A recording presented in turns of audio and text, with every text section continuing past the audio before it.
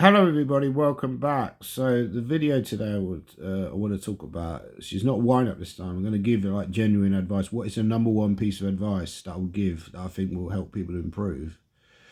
In my opinion, it's not taking draws.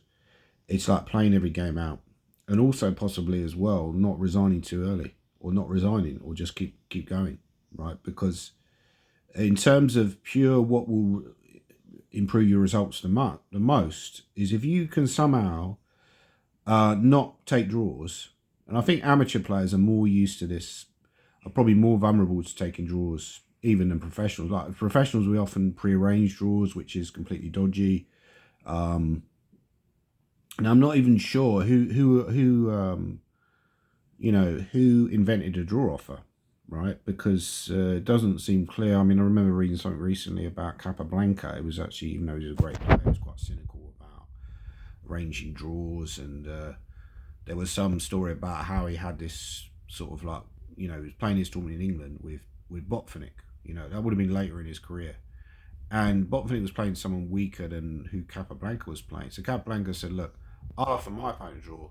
You offer your opponent a draw." He sort of like he grabbed him sort of like by the shoulder, sort of like he gave me a little hug and said, "Yeah, let's do this. Let's go. Let's do this." And like Botvinnik was like, "Well, I'm not so sure because I'm playing this guy and I'm probably going to win."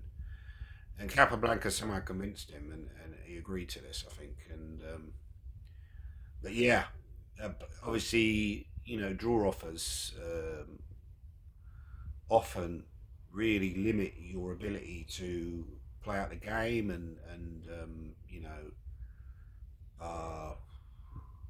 really learn about the end game. You've got to have that grinding ability in chess. Someone saw this game yesterday. Andy Woodward was white against someone called Max Warmerdam, two very strong players, but Andy Woodward's slightly high rated. And they're playing on this position. Now, I think a lot of players would have agreed to draw with to already. And that's how you get stronger. That's that sort of determinism. That not determinism. That's something else. That determination um, is going to really elevate your chess. And I think also resigning. I mean, I've had a few games over the last few years where I've resigned too early, and that has affected my results. Because I kind of get in this kind of negative mindset and think I'm losing when I'm not, and that's really impacted my results, I think. So you look at some of these juniors like Bodhana, and they probably get criticised sometimes for playing out every position until checkmate almost, but it's probably helped their chess because also they learn more about what positions are holdable, what positions aren't holdable, and also it's got that kind of like you know um almost obstinance about it, that you're not going to resign too early, right? Because then you're not going to get into this habit of resigning too early, which I've gotten into, which is a more dangerous habit to get into than looking a bit stupid because you're playing out of position too much. So, and also, like I say, you learn about the end game. So if you can get into the habit of not offering draws, not accepting draws, a lot of people as well. I mean, I spoke to a student of mine the other day, and he said, he never offers draws. I'm kind of similar. I rarely offer draws. I mean, I do sometimes, but rarely. But often take draws because kind of a negative mindset, or I'll start repeating. Because I'm worried about losing. 99% of the time when people take draws, it's because they're worried about losing, because you're worried about the negative effect it's going to have on your psyche if you lose. So you take a draw, and you maybe even pre-arrange a draw. It takes all that relief. It takes all that pressure off you, and you just feel relieved. And it's understandable to have that reaction. But I think as a chess player, if you want to improve, you've got to take yourself out of your comfort zone effectively.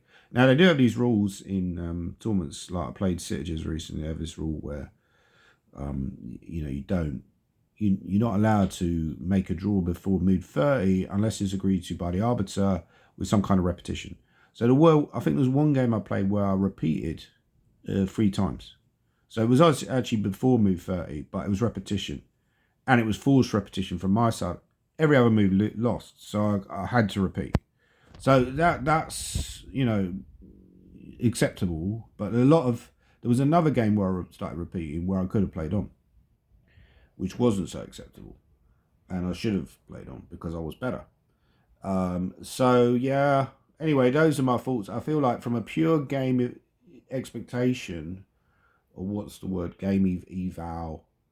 Um, estimated value, however they call it in game theory. If you purely never take draws, that will just impact your results tremendously.